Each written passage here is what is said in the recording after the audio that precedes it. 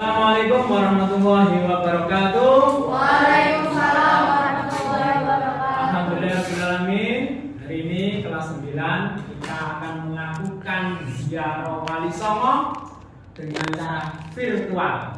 Anak, untuk mengenal para ulama, para kiai, mereka punya jasa besar penyebaran agama Islam, terutama ulama-ulama terdahulu, yaitu Wali Songo. Wali Songo yang terletak di Pulau Jawa inilah yang menyebarkan agama Islam di seluruh Nusantara Indonesia.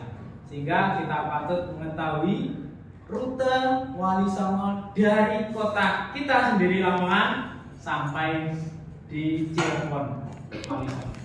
Oke? Stop. Oke anak-anak, hari ini kita ziarah Wali Songo virtual. Ini merupakan masjid Sunan Ampel yang ada di kota Surabaya. Beliau merupakan sunan yang kedua, wali di mana yang melahirkan wali-wali berikutnya. Rute dari Lamongan yang pertama, kita dari Lamongan menuju ke Sunan Ampel Surabaya. Ini kita mengawali untuk ziarah ke Sunan Ampel. Oke, ini merupakan wilayah dari makam Sunan Ampel. Nah, ini makam beliau Sunan Ampel Raden Rahmat. Oke, kita kirim Fatihah ke beliau untuk sambung dan ziarah wali. Ila hadratin Nabi Mustafa wa habibina wa syafiina wa qurrati a'yunina wa lana Muhammadin sallallahu alaihi wasallam syaikhul lana wa lahul Fatihah.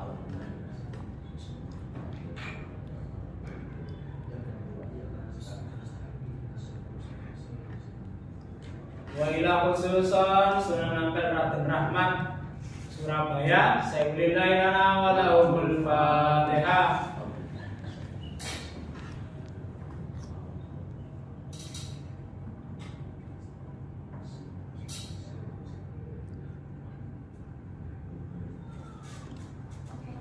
Oke anak-anak, berikutnya setelah dari Sunan Ampel Surabaya, kita meluncur ke kawasan makam Sunan Giri di Gresik.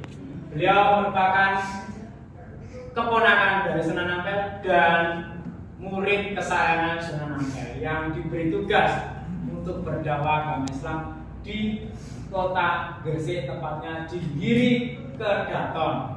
Dulu beliau merupakan tokoh masyarakat dan tokoh agama yang mendirikan kerajaan Giri Kedaton. Lamongan yang kota kita tercinta ini merupakan juga wilayah dari Giri Kedaton Sunan Giri.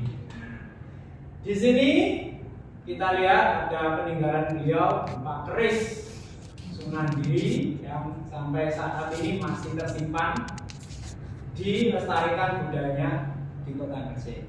Oke, kita langsung menuju ke makam beliau Sunan Giri. Oke anak-anak, ini merupakan makam Sunan Giri yang ada di Bukit Giri, yaitu Raden Raden. Kita kirim doa Fatihah kepada beliau. Wa ila hadrati Sunan Giri Raden Raden syaikhul lana wa lahul Fatihah.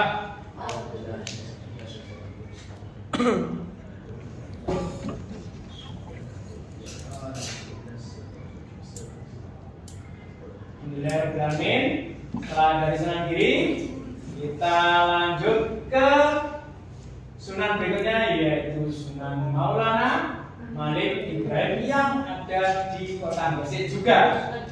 Oke, di stop dulu, Mas. Alhamdulillah, sunan berikutnya yaitu Sunan Maulana Malik Ibrahim di kota Gresik. Beliau adalah sunan pertama yang ada di tanah Jawa. Beda masa dengan Sunan Ampel.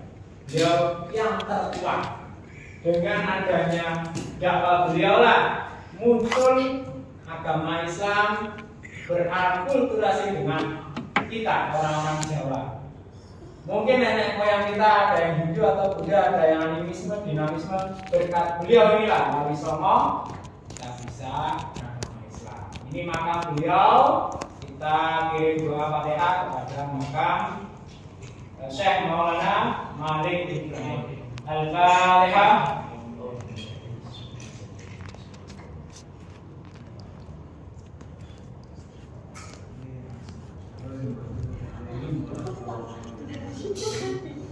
Ini tempatnya dekat dengan alun-alun Gresik dan banyak wisata sekitar makam beliau, sehingga tidak menyesalkan. Jadi makam beliau yang sudah berusia hampir 700 tahun yang lalu ya.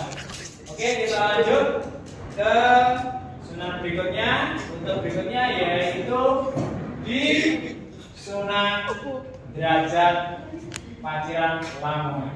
Alhamdulillah kita langsung menuju ke kota Lamongan, kota pesisir, kota pencinta kita, yaitu kota di mana kita lahir dan merupakan tempat makam para wali. Salah satunya yaitu putra dari Sunan Ampel, yaitu Sunan Derajat Paciran Lamongan.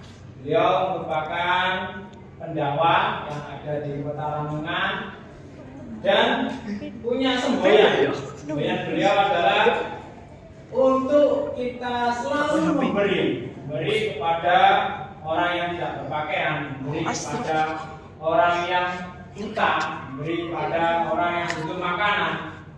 Oke, sekarang kita masuki gerbang dari makam Sunan Derajat. Di sini merupakan peninggalan bersejarah dari Sunan Derajat. Ada museum Sunan Derajat di sebelah makam beliau. Kita langsung lanjut ke area makam beliau Sunan Derajat. Ini tempat masuknya, dan yang di sebelah kanan kirinya adalah makam murid atau santri-santri beliau Sunan Derajat. Dalam cungkup ini ada makam Sunan Derajat. Kita baca Fatihah kepada beliau dan kita berdoa kepada beliau agar diterima doa kita kepada Allah Subhanahu wa Ta'ala. Fatihah.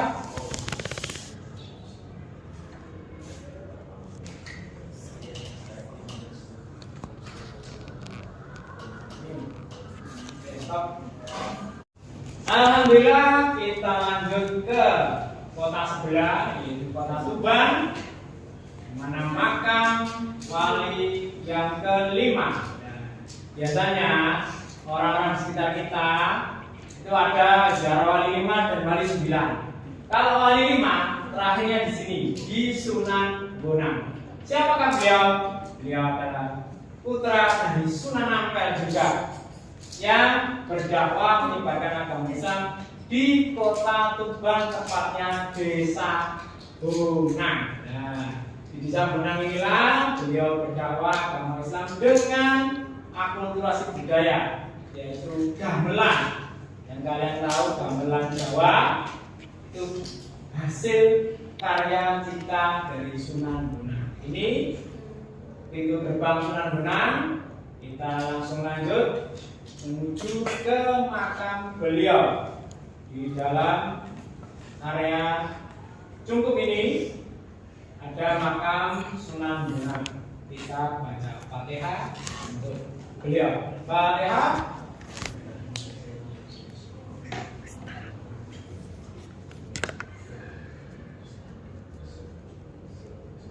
Amin.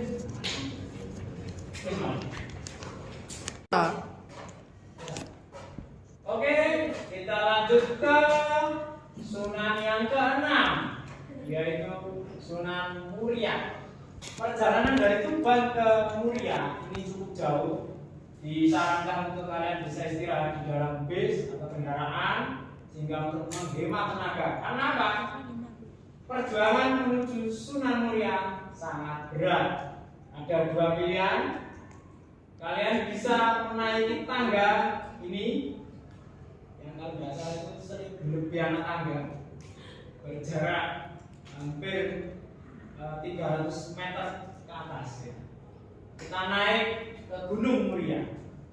Itu alhamdulillah saya sudah pernah beberapa kali dan butuh tenaga yang banyak.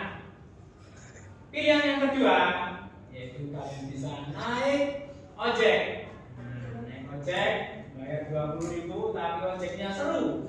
Seperti kalian naik roller coaster.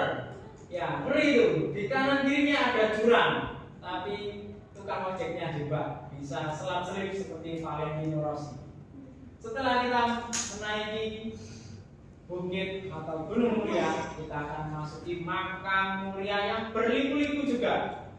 Ini tempat masuknya tidak lebar, sempit sekali. Ribuan jamaah setiap hari berziarah ke makam beliau Sunan Muria, dan beliau juga merupakan santri dari Sunan Ampel dan Sunan Bonang, berdakwah di Gunung Muria yang tinggi sekali. Ini merupakan tempat makam tertinggi para wali di Gunung Muria. Kita langsung saja menuju makam beliau.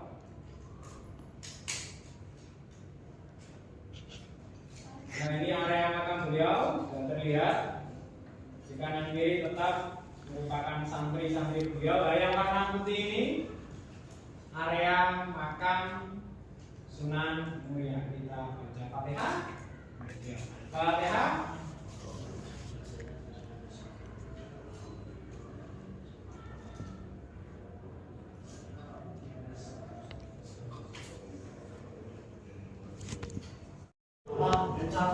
Oke anak-anak, ini menara pemirsa Candi Ustaz. Inilah strategi dakwah beliau, Sunan Kudus.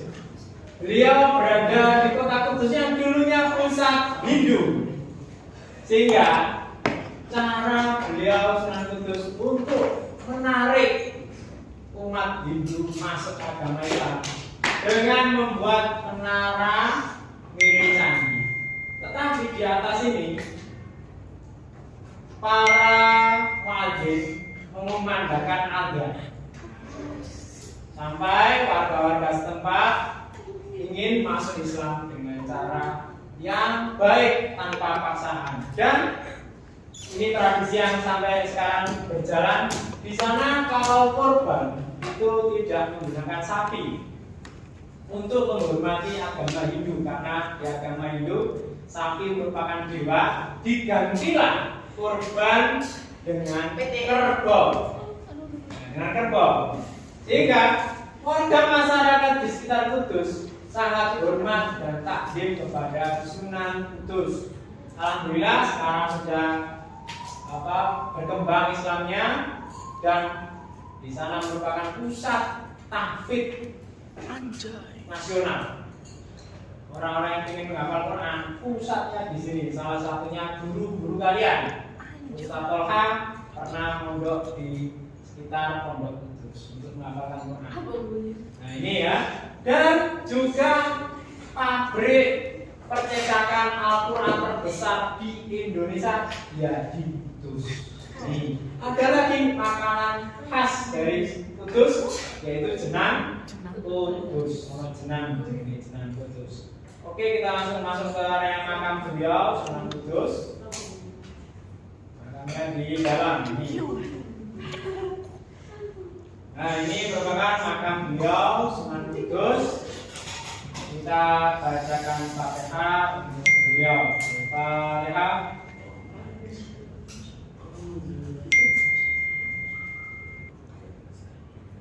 Oke. Sampai. Oke, lanjut.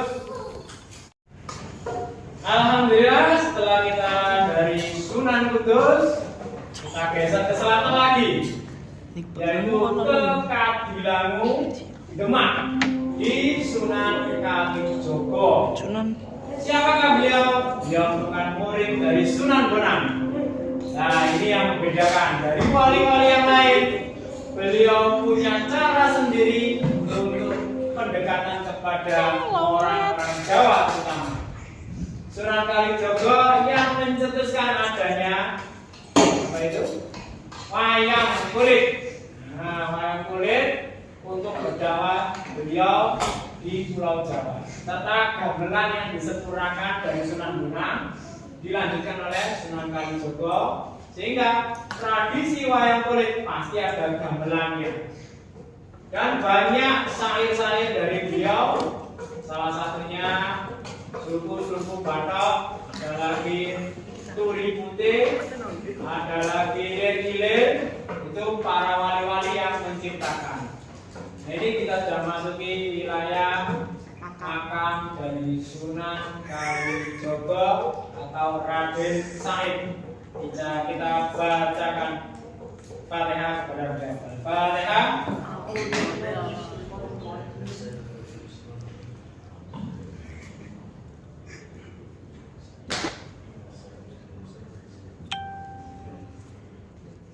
Dan jangan lupa di sekitar sana ada nasi yang unik. Saya pernah nyoba namanya nasi ruwet. Iya, benar, nasi ruwet. Kata si penjualnya, Pak, apa nasinya kok dinamakan nasi ruwet? Yo Mas, sampai pangan nasinya, sampai maem, biar hidup sampai tidak ruwet. Alhamdulillah dari sana hidup saya semakin baik setelah makan nasi ruwet. Oke, kita lanjut. Dan ke ziarah yang terjauh dari kota kita, yaitu Sunan Gunung Jati di kota Cirebon. Perjalanan dari Kadilangu ke Cirebon itu perkiraan 6 sampai 7 jam. Kalau mungkin tidak macet bisa 5 jam. Di sini anak-anak, kita akan disuguhkan sesuatu yang berbeda dari makam wali yang lainnya. Apa? Ada beberapa agama di sini, bukan Islam saja. Ada Konghucu ikut ziarah, ya Cina-Cina itu di sini. Ada Buddha ikut ziarah, juga aneh. Tapi kita niati ziarah dengan cara Islam. Biarkan mereka agama lain masuk ke area makam, kita hormati. Di makam Cirebon ini, Gunung Jati Maulana Syarif Ibrahim. Ini ada 7 pintu. Pintunya itu ada 7 gerbang. Kita bisa masuk itu sulit ya. Saya pernah bisa masuk itu sampai ke pintu 4 atau 5. Nah di situ kenapa kok banyak pintu untuk masuk ke makamnya? Karena beliau dulunya merupakan wali dan juga raja yang mengakulturasi budaya dengan budaya Cina. Istrinya ada yang Cina. Jadi sehingga orang-orang Cina juga ziarah ke beliau. Di sana nanti kalian disuguhkan oleh ini makam dengan pintu dan tembok dengan penuh keramik Cina. Ada mangkok, ada piring keramik Cina yang ditempel di tembok-tembok. Itu peninggalan sejak zaman dulu ya. Nah, dengan begitu kita mengetahui dakwah para wali itu bukan hanya untuk umat Islam saja, tetapi ke semua manusia, termasuk ada umat Cina, umat Hindu, umat Buddha, dipersilakan untuk menganut agamanya, tetapi agama Islam tetap yang terbaik dan tersempurna. Ya, kita lanjut langsung ke makam beliau, yaitu nah ini kita akan masuk di pintu yang ke-7. Ini sulit untuk tembus, hanya orang-orang tertentu. Nah ini ada dupa. Ini yang digunakan orang Cina untuk ziarah mereka. Oke, kita sebagai umat Islam kita ziarah ke beliau Sunan Gunung Jati. Kita bacakan beliau Al-Fatihah.